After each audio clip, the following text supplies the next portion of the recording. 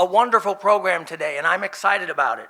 Today we have Justice Lisa Holder White from the Illinois Supreme Court, and with us as a moderator to have a conversation with Justice Lisa Holder White is Ryan Cadagin, the circuit judge for here in Sangamon County.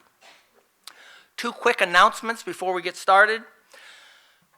We have a wonderful program in May, if you'll mark your calendars for May 26th. We are having a panel on media and how we're getting local news and how we're getting information that helps us make decisions. It's something that we think is timely, and certainly we've seen changes over the last 5 and 10 years, and I'm sure that we'll continue to see changes. The other announcement is that we are bringing together our nominating committee. If you have ever had an interest in serving on the board of the Citizens Club or an interest in serving on one of our committees that helps promote our programs, recruit our programs, certainly support and recruit members of our club, we'd like to hear from you. Norm Sims is the chair of our nominating committee. Norm has a hand up. Again, if you, or I guess I'd extend it, if you know someone who would be good, who's been active in the club, maybe wouldn't nominate themselves, but you want us to be aware of them, look for Norm or feel free to reach out to me. With that, it is my pleasure to have Justice Lisa Holder White join us on the stage, as well as Ryan Cadagin.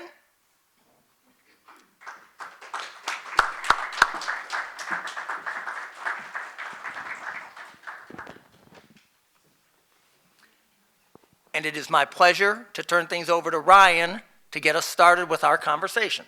Thank you. Thank you very much. Good morning, everyone. It's my honor to be here with Justice Lisa Holder White. Justice, if we could start, I would just ask you about your background, a little bit about your biography. Absolutely, and it is very bright up here. Oh my goodness.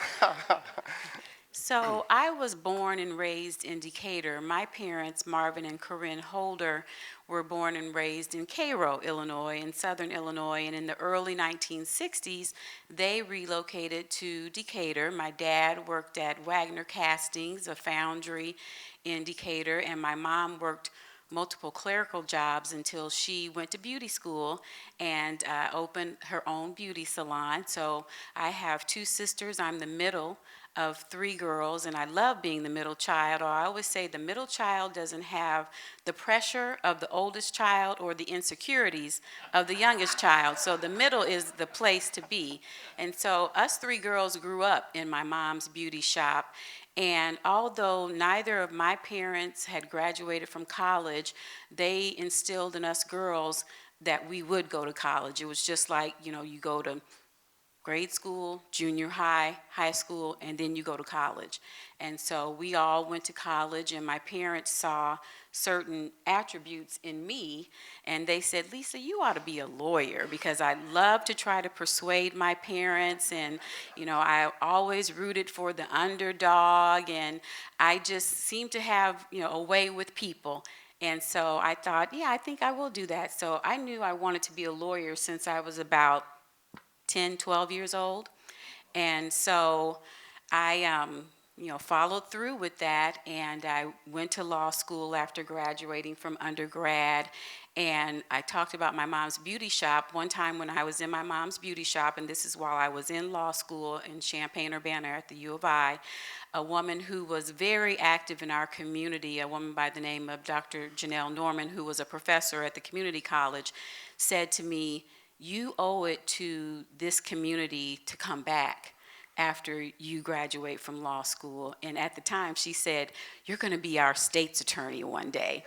And so I didn't do that, but I did come back to Decatur after I graduated from law school and started out as a prosecutor in my hometown. And then I was able to also serve as an assistant public defender, went into private practice, became a partner in the law firm, and then eventually went on the bench at 33 as an associate judge, and eventually became a circuit judge and was elected to that position, went to the appellate court and was elected to that position, and now on the Supreme Court.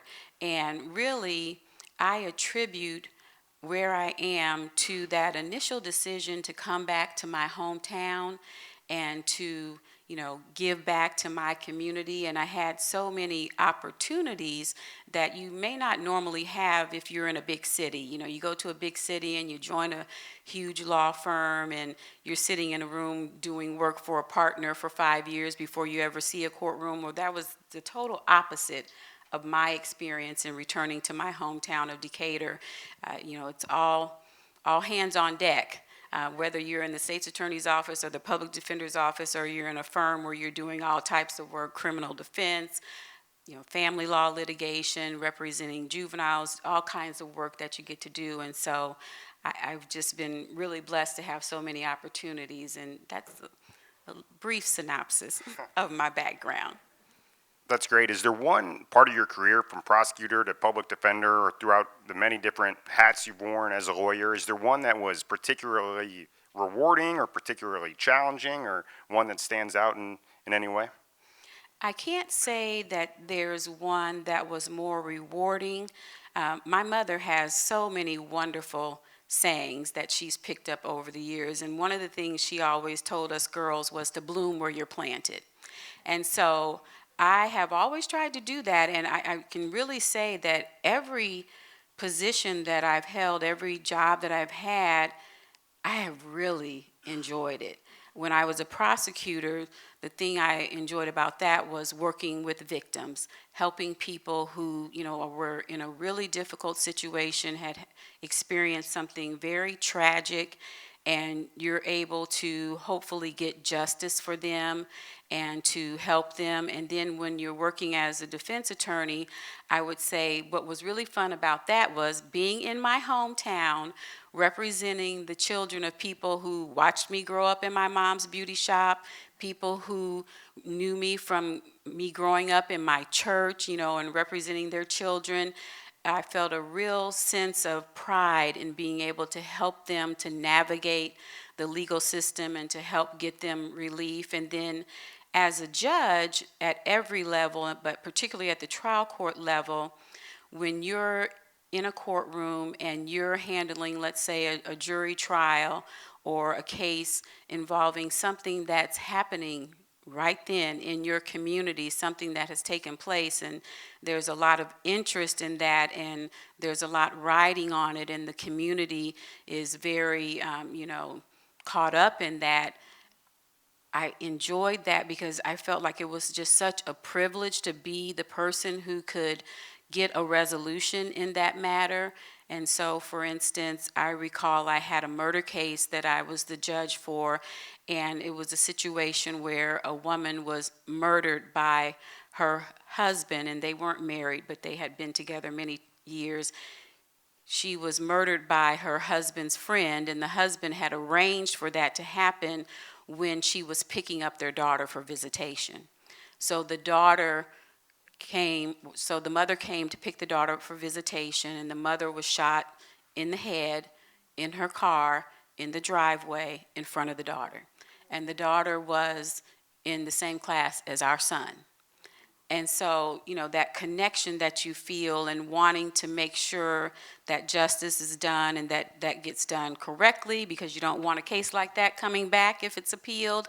And so I really enjoyed that connection that I felt to my community and to the people that were in the courtroom. And so it's been wonderful at every level. And then even at the appellate court level, which is very different, like the Supreme Court, you come into the courtroom and basically there's hardly ever anybody there, just the lawyers, which is a big difference from the circuit court level where, you might walk out to a packed courtroom with 100 people or more in your courtroom. But at the appellate level in the Supreme Court, it's usually just the lawyers. Now, sometimes at the Supreme Court, if it's a case of great interest, then we will have more people there in the courtroom. But generally speaking, it's just the lawyers. But what I like to do at the appellate level is it's very important to me that I never forget the human element in a case, even though at a court of review level, you're just reviewing the cold record, as we like to say. It's transcripts. You don't see people. There's nobody sitting next to you on the witness stand and you're looking at them and trying to judge their credibility and decide if they're believable. You don't have that. But at the same time, it's important to never forget the human element. So I have a very strong imagination. And so when I read briefs, I see that, and I like to think about and envision the people that are involved as I'm learning about, the facts of the case before me.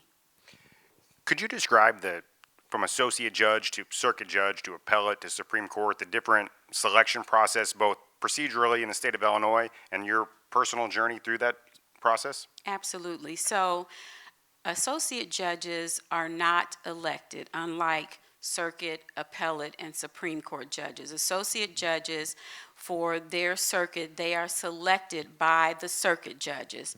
And so they have a 4-year term, and for me and most circuit associate judges in our area, you fill out an application, you submit that, and then you're interviewed by the circuit judges in your circuit. And that's what happened with me. And so at the time, I was in the 6th Circuit. So I applied, and I was interviewed by the judges of the circuit judges of the 6th Circuit and selected as an associate judge. The next level is a circuit judge, and of course, we're talking about judges at your local courthouse when we talk about associate and circuit judges. So the associate judges that Judge Cadagin and his, associate, well, they select the associate judges. He's a circuit judge. And so for a circuit judge, you also apply, and for the 4th District, and I replaced Justice Rita B. Garman on the Supreme Court. So when I applied for a circuit judge position, it was Justice Garman who made that appointment. She made that selection, and the way that worked, again, there was an application, and you fill that out, turn that in, but a little bit different, whereas with the associate judges, the circuit judges choose them. With the circuit judges, the process that Justice Garman had and the same process that I have, you have the applications, and then you put together a screening committee, which consists of lawyers, lay people, business people, and so they get to interview those candidates for circuit judge. I interview them, I review the applications, and then ultimately they make a recommendation to me, and then I will make the ultimate decision on who to take before my colleagues on the Supreme Court, and we vote whether or not to go with that person as a circuit judge. And the way it works on the Supreme Court, deference is given to the judge from that district. So for instance, I'm the judge for the 4th District, which includes Sangamon County, on the Supreme Court. So when I take a recommendation for a circuit judge, they're going to go with my recommendation unless it's just something so bizarre or crazy that that never happens. And then at the appellate court level, when I joined the appellate court, I was appointed by Justice Garman, and there was no necessarily formal application period. In fact, I received a phone call one day from one of my eventual colleagues on the appellate court, and she asked me, "Are you interested in being on the appellate court?" And I'm sitting in my office in Decatur as a circuit judge, and I said, "Yeah, sure." And so she said, "Well, then, you need to give Justice Garman a call." And I said, "Okay." So I called Justice Garman and spoke with her briefly, and she said, "Okay, wonderful. Put together, your resume and your bar ratings, because the Illinois State Bar Association, generally speaking, when a person is applying for an associate judge position, when they're up for retention or election for circuit judge, or even at the appellate in the Supreme Court level, they evaluate you." So she told me, put together all my evaluations that I had ever had, and she would schedule an appointment with me. I went to see her in Danville and spoke with her extensively, gave her my resume, my evaluations, talked to her, and then eventually she appointed me to the appellate court. So that was a little bit different. And then for the Supreme Court, it's a wonderful story. Justice Garman called me, and she was going to be in session with the Supreme Court, and she wanted to have lunch with me on her way back to Danville when her session was over. And so I was very excited. I'm a huge fan of Justice Garman. She actually swore me in as an associate judge, and she was in exactly the same position I'm in now. She had been recently appointed to the Supreme Court and was running to keep her seat on the Supreme Court. That's when I initially met her. So I was delighted to go to lunch with her, and we went to lunch. And the evening before, my husband, James, we've been together since I was 16, and we will celebrate 35 years of marriage in June. But my husband, James, said to me, "What would you do if Justice Garmon asked you about the Supreme Court?" And I said to him, "She's not going to ask me about the Supreme Court. We don't even live in the 4th District anymore," because there had been judicial redistricting, which took Macon County out of the 4th District. And so I was just planning on running for retention on the appellate court, and with the legislation, with the redistricting, that provided that even though I was no longer in the 4th District, I could run for retention in the 4th District as it was constituted at the time I ran for initial election. So that was my plan. And lo and behold, at lunch there at the gin mill in Decatur, Justice Garmon said something to me about the Supreme Court. And so when I went home and told my family about that, my older sister Marla started calling my husband James the prophet. And so she asked me if I, would be willing to serve on the court, that she was ready to retire. And, I asked for some time to talk to my family about that and my husband and everything. And then in April, I went to see her in her office in Danville and confirmed that I did want to do it. And so that's how I ended up on the Supreme Court. Could you describe how judicial elections work, how they're different from other elections for representative, and how Illinois maybe does them differently than other states do judicial elections as well? Absolutely. It is very different in Illinois because, first of all, the fact that we elect our judges is very different. We're only one of 8 states that elect judges. Most of them are appointed by the legislature or the governor or something of those lines. And in fact, under the original Illinois Constitution, the Supreme Court was appointed by the legislature.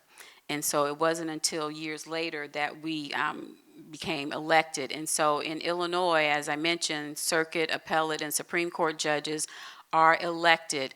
And we have elections where we have to declare a party affiliation. So we run at the primary, and then we run at the general. And what's really different in terms of elections for judges is we have different rules that apply to us. And one big one is that we cannot seek fundraising. We cannot personally ask someone, "Would you donate to my campaign? Would you help me out monetarily?" We're not allowed to do that. In addition, we have a code of judicial conduct that we have to live our professional and personal lives by. And so that code tells us that we're not to make statements that would lead someone to believe that we're going to decide an issue in a certain way. We're not to give our opinion on pending cases or cases that might come before the court. And when you think about that, it makes sense, because who wants a judge who's already made up their mind before you even get there and present your case? Who wants a judge who's going to make a decision based on your party affiliation or their party affiliation? You want a judge who is knowledgeable in the law, who's going to be fair and impartial, listen to both sides, apply the law that applies to the case. And so it makes sense when you think about it. And my personal views, my personal opinion on an issue really shouldn't come into play, because I'm looking to what does the law require when I look at the facts of this case and apply those facts to the law. And so the fact that we're elected kind of puts us in an awkward position, because, we go to all these events and people running for Congress and the legislature, they're all there and they're saying, "I'm going to do this and this is where I stand on that. And, if you don't if you don't agree with this, then I'm not your guy, I'm not your gal." And then, we come up and say, "We'll follow the law." And so, it's kind of an awkward position, but it's something that we have to do. And, I get a lot of questions about, well, what do you think? Is electing judges better, or should we appoint judges? I like electing judges. They both have pros and cons, but what I like about electing judges is the people get to decide. And I think that's appropriate. The people are where the power resides, in my view, and that's where it should reside. And so, when I run for a judgeship, I'm happy to get out and meet people and get to know people so they can know me and see me, and then they can make a decision whether or not they want me to continue in that position, and I like that idea. The world seems as polarized as ever. Every decision you make, where you buy your coffee, what car you drive, seems like it has a political polarization aspect to it. Do you think that is, one, maybe if that's true, or two, if that has affected the courts at all or the court system at all? I think it is true, and I think that, in some areas there's a push to polarize everything, but at the court, we have currently on the court 2 Republicans and we have 5 Democrats, but frequently we all agree on the resolution of a case. Certainly there are times when we don't agree, but our decisions are not made based on party affiliation. I don't think there's a Republican resolution of a case versus a Democrat resolution of a case. Our decisions are made based on the law, and we make a concerted effort to inform the public that that's how they're made, and to assure the public that that's how they're made. But things are very polarized, and I mentioned being out and about at events and things, and there are frequently people who they want you to tell them, to assure them that you're on their side, or that this is your position on a situation, and you have to politely educate them and help them to understand the unique role that we're in as judges. For what it's worth, I completely agree. As a lawyer, I remember thinking this judge might be very strict or this judge might be very lenient, but this judge is a Democrat or this judge is a Republican, honestly, was never part of the consideration when you're thinking about a case or effective strategies to litigate the case. What's it like to be on the Supreme Court? What's a day-to-day or week-to-week? What are your responsibilities? And if you could kind of walk us through what it's like to be on the Supreme Court. Sure, it's pretty incredible, and I mentioned growing up in my mom's beauty shop, so in addition to taking pride in being an intelligent woman, I like to be a well-dressed, well-coiffured woman. And so this is the dress I wore my very first day on the Supreme Court. The first time I went to the Supreme Court to be in term, which was in September, even though I joined the Supreme Court in July. And being on the Supreme Court is just an incredible experience. First of all, it's very humbling because, the magnitude of what you are deciding and the impact that you have, knowing that the cases impact the entire state. It's very exciting and intellectually stimulating. Our terms are very vigorous, very robust. We're very busy and we're doing a lot. And so term for us lasts 2 weeks. We start the second Monday of the month when we're in term, and we also go into the next week. And so just to kind of give you an overview, the first day of term, the Monday of term, we come together and we're in conference. And what we're doing in conference on Monday is looking at proposed opinions that have been circulated by the justices in advance of term. And so these are decisions related to cases that we heard argument on in the previous term. So for instance, we'll hear cases in September. Once we're done, we'll go back to our offices and the assigned justices will work on writing those decisions, and then we circulate them. So then when we come back to term in November, that first Monday, we are looking at those decisions and seeing if we can come to a consensus on whether or not those decisions will be accepted, adopted, filed. And so in order to get your decision adopted, as we call it, you have to get a total of 4 judges to adopt that decision. So there are 7 of us, and we have multiple judges who came from the appellate court like myself, and then another judge whose aunt is on the appellate court. So we frequently have situations where one of us cannot participate in the case. So if it's a case from the appellate court where I was the author or on the panel, then it's not appropriate for me to weigh in on that case. So that might take us down to 6. And in those instances, we could end up with a 3-3 tie. And if that happens, then the case is not adopted or accepted, and we have to enter what's called a Perlman order, where the decision of the appellate court is just going to stand, and maybe we'll be able to reach that issue in another case that comes before us, that we won't have any type of situation where someone can't participate. So we do those decisions, and then we also have meetings with the many boards and commissions and committees and entities that come before the court, and then we're also hearing arguments on cases. So just like, we're deciding the cases on Monday from the prior term, we have the cases that we hear arguments on in the existing term, and that can be as many as, 26 cases in a 2-week period, oral argument on all those cases. And so it's, all hands on deck, working very hard. We all live at the Supreme Court building. When we're in term, each of us have suites that we live in, and they're very nice. They're not extravagant, but they're very nice. We have like a living room, we have a bathroom, a bedroom, you have a desk set up where you can work. And so generally speaking, you're in court or in conference, then you're in your room preparing for the next day, even though you've done a lot of preparation before you even arrived. You're still, when you're talking 26 cases, and you want to refresh your mind on those cases. And since we're all there together, we eat our meals together. There's a cook. We have a dining room where we all sit and have our meals together, and things are very orderly at the Supreme Court, which I like. Everything is based on seniority. So when I joined the court, I was number 7, which means I was 7 in seniority. And so I have, had just a rocket rise. I'm number 4 now already.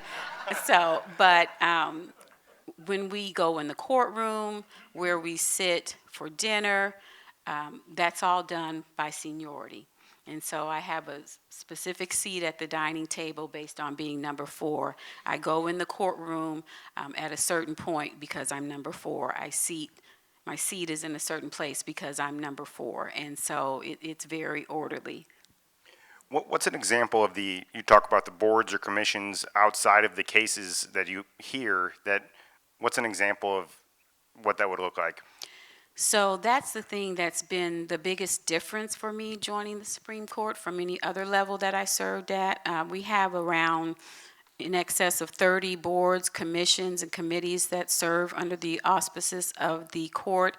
And so, for an example, there's the Judicial College, the Illinois Judicial College. I'm the liaison from the Supreme Court for the college.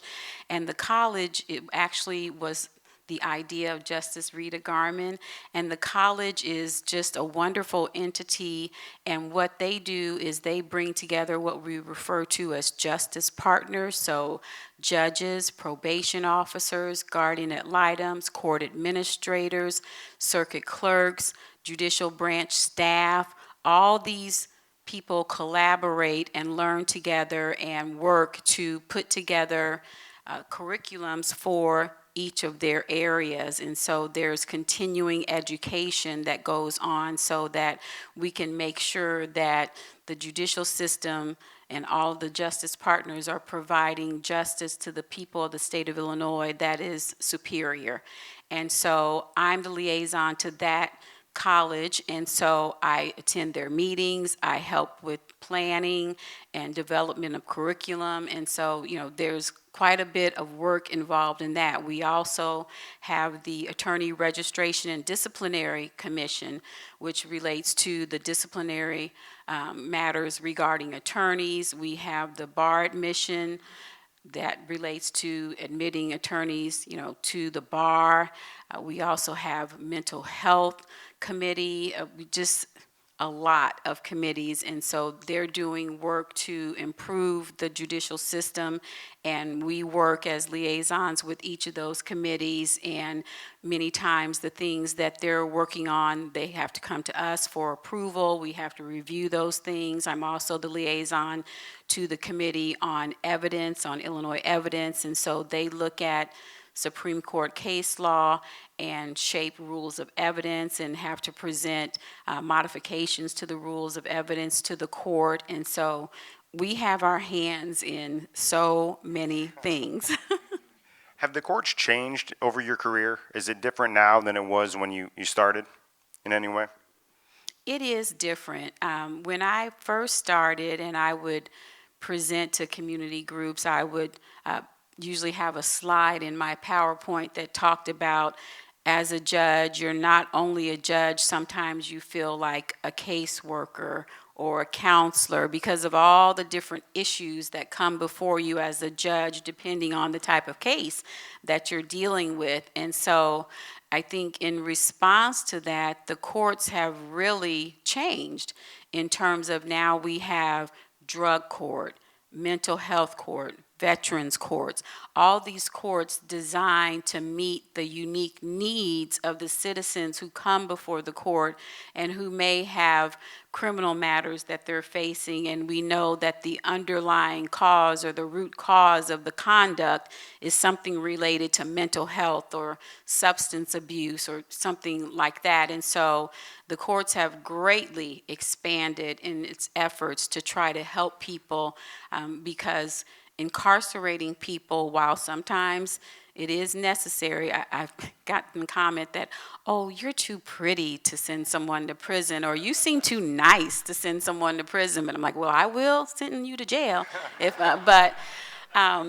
Just in response to those things, we know that incarcerating people is very expensive.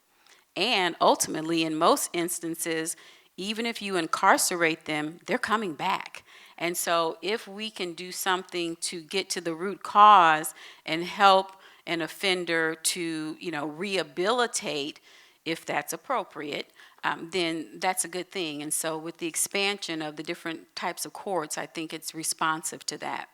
I completely agree with that. I think if the two choices are prison or probation, there's not a lot of great options for rehabilitation as opposed to drug treatment or post-traumatic stress disorder treatment or whatever the case may be. And I feel like largely through the courts and through the communities, the response to the specialty courts has been one of success. People have been happy with it. Has that been your experience as well? Absolutely. I mean, it is very successful. And even when I was at the circuit court level, there's a program called Redeploy Illinois. And I was instrumental in bringing that program to Macon County for nonviolent juvenile offenders. And that was based on the premise that when we house these young people, it's expensive, it's very traumatic, it's detrimental to them. And so that basically paid counties to not send them to the juvenile prison and instead keep them in the community and get them treatment and get them help and get their families even counseling and help them to remain in the community. And that was also very successful as well. That's great. What advice would you give to someone thinking about law school or starting a legal career or just thinking about where they want to go in their life or in their community? I hear a lot of lawyer jokes and even from lawyers. And lawyers say, my daughter's thinking about being a lawyer, and I told her, don't do it. I feel the opposite. I am of the opinion that serving as a lawyer is an honorable, very noble profession.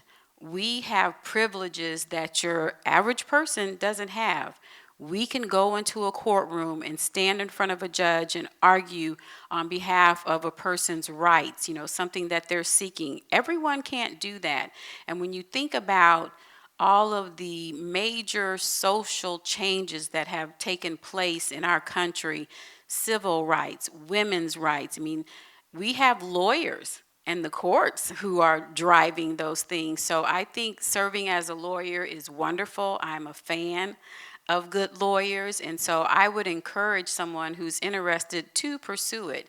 And there's a lot you can do with a law degree. Every person with a law degree doesn't have to be in a courtroom every day. There's a lot that you can do with that. But I would say what's most important is that you find a way to use your law degree that you enjoy, and that you not necessarily plan to, I'm going to be on the Supreme Court, or I'm going to be a judge at this level. You need to focus on what you have to offer your community and how you can use your law degree to do that. And then many times doors just open when you're focused on that instead of maybe this grand plan or something like that. Sure. There's been talk of a law school coming to Springfield, or the kind of the unique aspect Springfield has with the Supreme Court and the Appellate Court and the Capitol.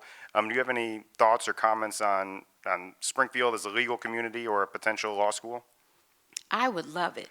I think that Springfield is unique given that we are the state's capital and all of the things that take place here. And we have a lot of lawyers working in the community at different organizations and entities. And so I think it would be great. And I have to say I'm selfish in that the 4th District currently does not have a law school within it. So that would put a law school within the 4th District. With the redistricting, it took Champaign out of the 4th District, and so we had the U of I Law School where I graduated as part of the 4th District, but now that is in the 5th District, as well as Southern's Law School. That's also in the 5th District, and so I think it would be wonderful. It does seem like there's an increased amount of self-represented litigants or people who don't have an attorney, and I know the Supreme Court's made an initiative to make sure they have access to justice. And could you talk a little bit about the self-represented litigants and what the Supreme Court is trying to ensure that they have available to them? So I spoke about the many boards, commissions, and all of that. So the Access to Justice is a commission that comes under the auspices of the court, and they have done a lot to help self-represented litigants. And it's a difficult situation because, in my opinion, a person is always better off having an attorney. You're not going to know the rules, you're not going to know how things work, and you're definitely putting yourself at a disadvantage if you don't have an attorney. But there are situations where people just can't afford an attorney, and particularly when you think about the fact that in a criminal case, there's a right to appointed counsel. Well, that's not necessarily the case in a civil matter. And so there are times when people just cannot afford an attorney, and so the Access to Justice Commission was formed by Justice Kilbride, who's no longer on the court, but he was the driving force behind that. And that commission has done incredible things, from basically uniform forms that are available for people who are going to represent themselves, also help desks that are available for people to call and consult with an attorney and get advice on how to proceed. Also, there have been changes to Supreme Court rules in terms of what we as judges can do in court. We can't take over as your lawyer, but there are some things that we can do, expanded what we can do to assist. And so, we have to realize that we are going to have self-represented litigants, and we still want them to receive justice. And so many things have been put in place to assist them. Thank you very much. Thanks for being here with me too, Justice Holder White. I think we're going to turn it over to questions now. Is that? That is correct. Wow, that went by quickly. That did go quickly. I can't see Chris Richmond, but Chris, if I can have you come up and grab that microphone. Is Chris out there? And I will start with a question. The 4th District, tell me about what that means and how large it is or how small it is, and what is your responsibility when you talk about either representing the 4th District specifically as opposed to being one of the 7 total judges? Right. So in Illinois, the appellate districts, there are 5 appellate districts. Cook County is the first district. We have 3 judges from the first district on the Supreme Court of Illinois, then 1 judge from all of the other districts, so 1 from the 2nd, 3rd, 4th, and 5th. I'm the judge from the 4th. Other than the fact that I am elected by the citizens of the 4th district, and so when I bring matters before the court related to the 4th district, like I talked about selecting circuit judges or putting people on the appellate court, other than that, it really doesn't make a difference in terms of my role on the court. We all hear the cases, we all, decide the cases. And so the 4th district with redistricting went from 30 counties to 41 counties out of the 102 counties in the state of Illinois. And so we go all the way south to Jersey County near St. Louis, all the way up to the Wisconsin border to Joe Davies, to Rockford. And so it's huge. And so that's the district, the 4th district, that I am running for election in. And so in those 41 counties, I will be on the ballot. And so I'm a very busy lady when I'm, out and about getting around to the 41 counties. And that also means that I have 41 counties where there are, judges and courthouses and whatnot, that look to me for guidance when they're trying to do things, or if they're in need of something. Perhaps they want to fill associate judge positions or circuit judge positions, or there's something going on with their courthouse. And so my family has expanded greatly. It certainly has. I can't quite see out there. If you have a question, raise your hand and Chris can. Yeah, we have one here on the Oh, I'm side. sorry. I'd have a question, and either of you can respond or both, and then I have a statement for Justice White. The question is, if you said how the court selects cases it will hear or review, I must have been napping and missed it. Could you cover that briefly? Absolutely. So at the Supreme Court level, we can accept or not accept your case, which is different than that the appellate court, they have cases where they have to take them. It's appeal as a matter of right to the appellate court. We, like the United States Supreme Court, we can decline to take your case. And all of that is driven by what we call petitions for leave to appeal, or PLAs. And so people file PLAs, and they're asking us to take their case. We review those, and we decide whether or not to take it. So we review up to maybe 2,000 or so a year, and generally speaking, we end up taking somewhere over the years between 4 and 7% of the cases. So not that many cases make it to the Supreme Court of Illinois because of the PLAs. Is there a criteria in general? Sure, absolutely. So with the PLAs, the way they start, there's a petition for leave to appeal that's filed. Our research department puts together a memo, and in that memo, we're looking at, first of all, is this a final decision or not? Is it an interlocutory decision, which basically means that if it's interlocutory, we're not at the end of the case. So, it's not decided, it's not final. It's unlikely that we're going to take it if it's interlocutory, because we really don't know what the final decision is going to be, and so it doesn't make a whole lot of sense to weigh in at this point in the game. Also, we look at whether or not it's a general question where there's guidance needed at the lower court level, and that is informed by if it's something that's very fact-specific to the unique facts of that case. It's unlikely that we're going to take that, because we like to take cases that have a more of a general impact, and that might impact the courts lower below.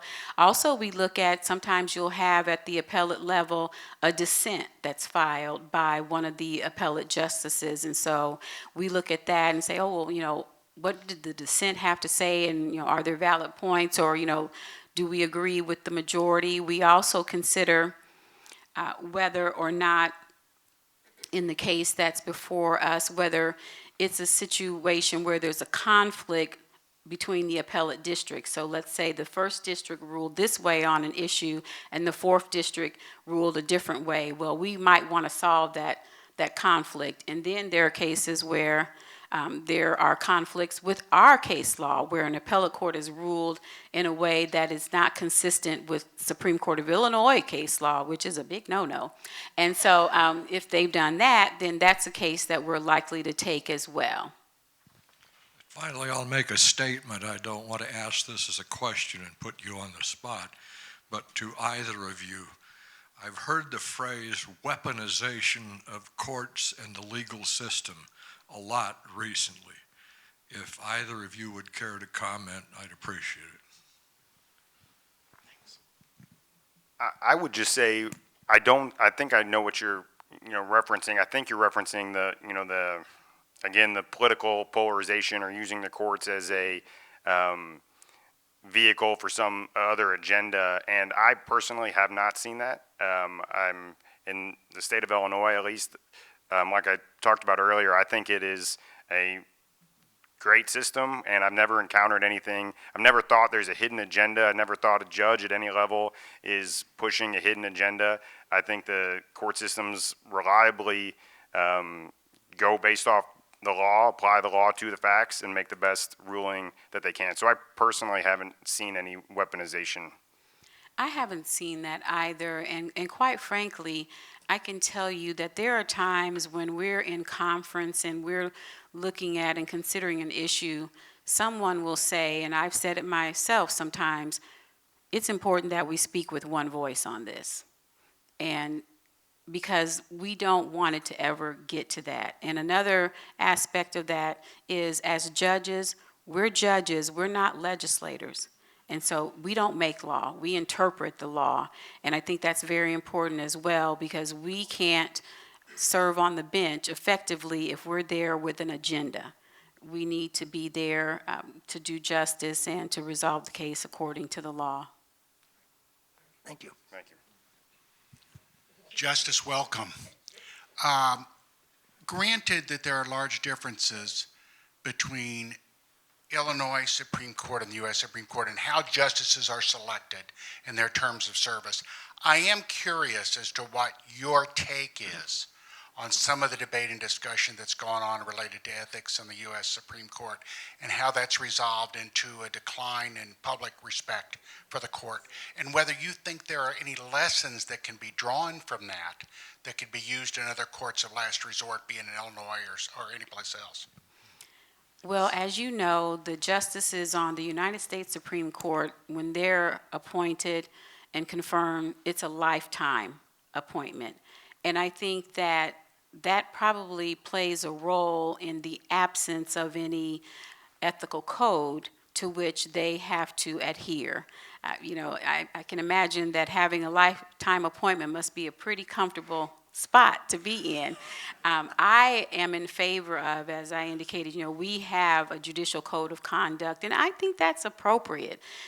I'm a person who thinks that, to whom much is given, much is required. We have a higher calling, we have higher responsibility, and I don't have a problem with having to live my life professionally and personally in a certain way because of this position that I have the privilege of having. And so if it were me, if I were deciding, I would say they should have an ethical code, but they haven't asked me. But I think it's totally appropriate, and with us being elected, I think that's probably one of the reasons that we have one, because, we have to answer to the people.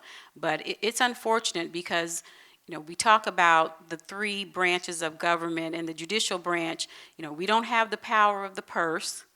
We don't have an army. What we have is public trust in us, that people will trust our decisions and respect our decisions and comply with the orders that we issue. I know at the circuit court level, I was just astounded when someone knew they were going to prison and they showed up for court. I thought to myself, oh, I might be on the run, but they show up to go to prison. They comply with the court's order, and that stems from having respect for the court's order and believing that there's fairness and, trusting the decisions that we make. And so I think it's unfortunate that all of that is going on at the United States Supreme Court level. And I think that it would well serve them to have some type of code of conduct that they would adhere to. Good morning, Justice. Thank you for being here. Judge Cadagin, thanks for your work this morning. Charlie Rose has nothing on you, by the way. I have a question about, I think many people in this room probably are not familiar at all with the Supreme Court Marshal Service. Could you talk a little bit about the importance of the Marshals to the court and the operation of the court? Thanks. Sure. So Illinois really is a front runner in judicial security. Of course, you've heard the horror stories. I mean, recently, not too long ago, there was a federal judge whose son was killed and her husband was shot. And I remember when I was at the new judge seminar, there was a federal judge whose husband was killed.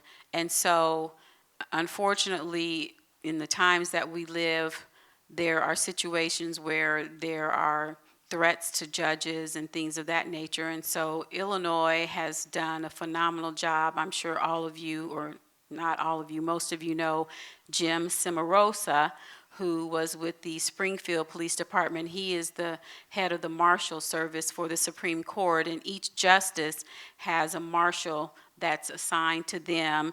My marshal is here with me today, and my marshal is with me most of the time, takes me to and from work and to events that I attend and things like that, so that we have security.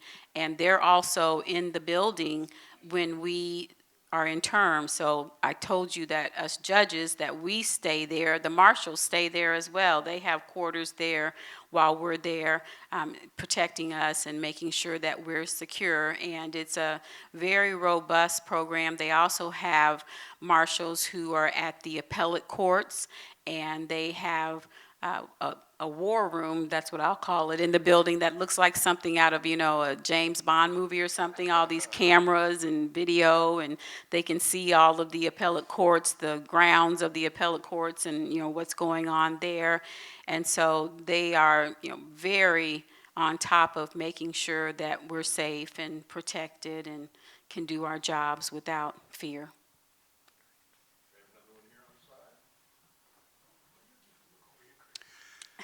I'll send him your way. Thank you, Justice Holder-White, for being here. So you mentioned ARDC, Attorney Registration Discipline, and I think a lot of people have an assumption when they read in the paper about ARDC that they're deciding the discipline of various attorneys. The reality is that the Supreme Court gives people their license, and the Supreme Court is the only entity that can take it away. All of those cases come to you and the court. Could you talk a little bit about how you handle the disciplinary matters and the balancing act that's involved in making those decisions of what to do about an errant attorney? Absolutely. And unfortunately, I have to say that with the ARDC matters, frequently we see situations where attorneys are in front of the court for disciplinary reasons related to substance abuse, including alcohol and mental health issues, untreated mental health issues. And so the ARDC, when there's a complaint filed against an attorney, the ARDC, what they do is they do investigation, background work, and ultimately they end up giving a recommendation to the court. We receive the information regarding the complaint and the outcome as far as any hearing that's taken place, and then we ultimately decide what the outcome should be. And when we're deciding that, we're looking at situations where we've had similar misconduct that's occurred and how we resolve those. So we want to be consistent We're also looking at whether or not the individual was cooperative in the investigation, whether they were honest, what conduct they actually engaged in, whether or not they've ever been disciplined before.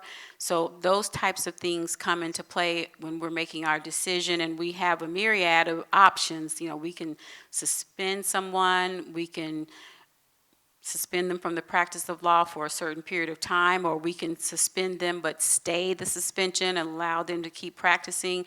We can disbar them where they cannot, they're no longer a lawyer and their license is completely taken. So we have a lot of options, but as I said, frequently it's related to mental health and substance abuse. And so another thing that we're looking at is whether or not they're getting the help that they need and whether or not they did that voluntarily. And frequently when we have a situation where we impose discipline, there are a lot of stipulations in terms of what the person must do in order to continue. And we have some questions. Oh, you're already over there. Very good. Thank you. Good morning, Justice. How are you? Doing great. Thank you. Good to be here with you this morning. I want to take you outside of the courtroom into that legacy, being a black woman first, walking into a building that's the first, and your community of black people and representing your community. And I know the law and everything, how you're dealing with the law, but how people, the expectations of people and how you're representing a people with 400-year legacy in this country and how they feel about you. And I know personally, I will say this, I'm a little bit biased. Her husband is my fraternity brother. Yes, he is. And I love her dearly.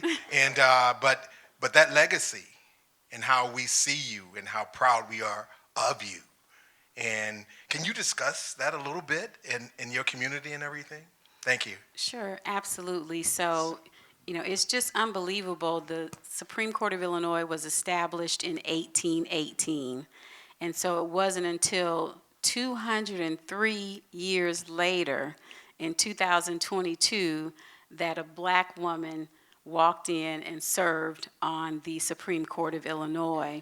And so for me, obviously, that just gives me chills just thinking about it. But for me, when I think about that, what I really reflect on, two things. First of all, the fact that I have the privilege of being that woman.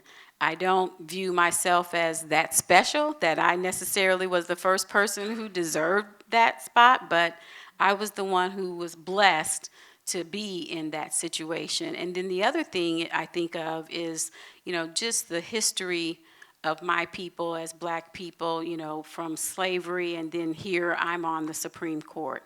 And it just gives me such pride. And throughout my, I hate to say career because I really view what I do as more of a calling, not a career, but throughout my calling as a judge, I have drawn on the strength that when I think about my legacy and my ancestors, I've drawn on that strength that it gives me, because I know that given what my ancestors went through and what they suffered and what they dealt with, I feel so privileged to be able to do what I do, and I know that I can do it because, it's incredible, and it's a lot easier than what some of the people who came before me had to deal with and had to do. So, and I'm honored, to be loved by my community and recognized by my community. And I remember when I became an associate judge in Macon County, I was the first black judge in the Sixth Circuit, and I would literally have people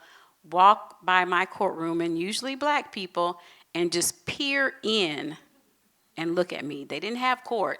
They would just peer in and look at me because they wanted to see me. And so it gives me a big sense, an incredible sense of responsibility, because I want to make my people proud, and I want to do such a great job that one day it won't be news that a black woman is joining the Supreme Court or some other entity. And, even with outside of my race, it wasn't until 1992 that a woman joined the Supreme Court. And so I just look forward to the day when, those things aren't news. And Currently, we have 5 women on the Supreme Court of Illinois. 5 out of the 7 justices are women, and so that's historical as well. Thank you. Please join me in thanking Judge Cadagin and Judge Lisa Holder-White. Very informative.